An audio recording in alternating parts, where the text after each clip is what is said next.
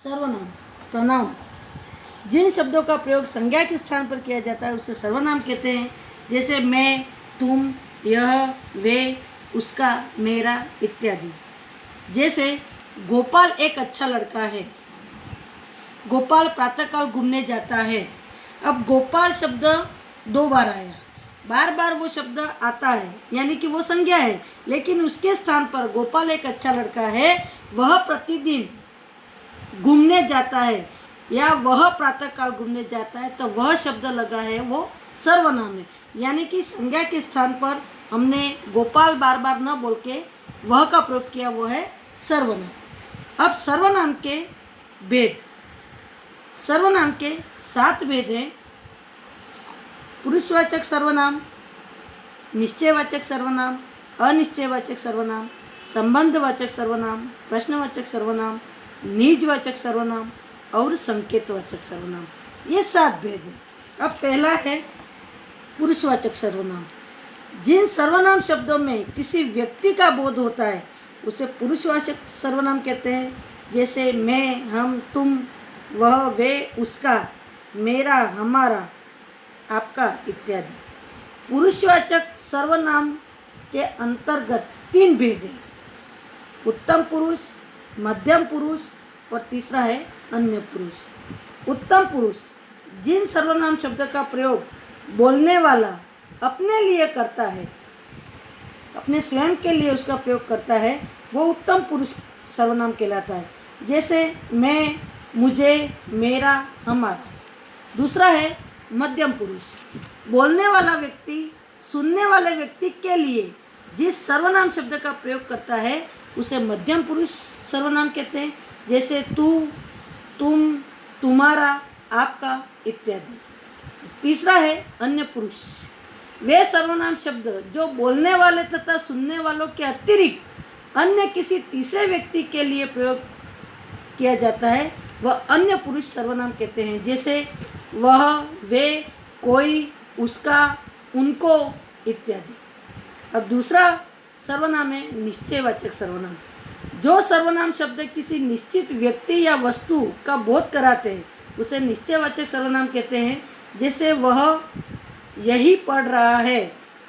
अब जैसे ये वाक्य है वह यही पढ़ रहा है, इस वाक्य में वह निश्चयवाचक सर्वनाम यानी कि वो किसी निश्चित व्यक्ति के लिए वह शब्द का प्रयोग किया जा रहा है। निश्चित वस्तु के लिए जो जिन शब्दों का प्रयोग किया जा रहा है वह यही पढ़ रहा है यानी कि वो व्यक्ति यह पढ़ रहा है, वो जो पढ़ रहा है वो दिख रहा है लेकिन वह निश्चित, उसकी निश्चितता है। दूसरा है अनिश्चयवाचक सर्वनाम।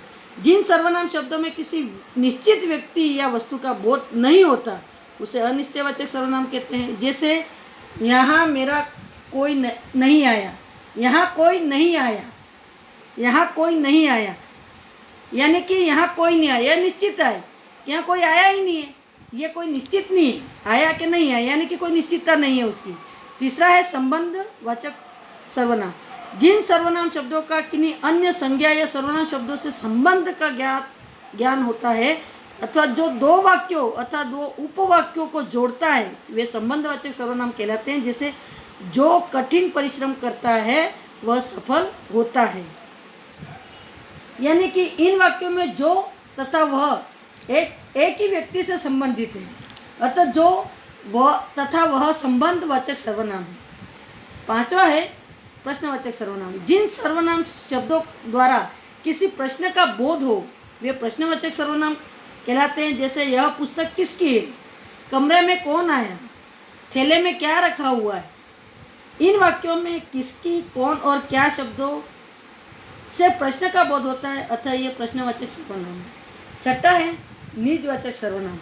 जिन सर्वनाम शब्दों का प्रयोग वाक्य में कर्ता द्वारा अपने स्वयं के लिए किया जाता है उसे निजवाचक सर्वनाम कहते हैं। जैसे यह अपना ही मकान है, मैं स्वयं दुकान पर बैठता हूँ।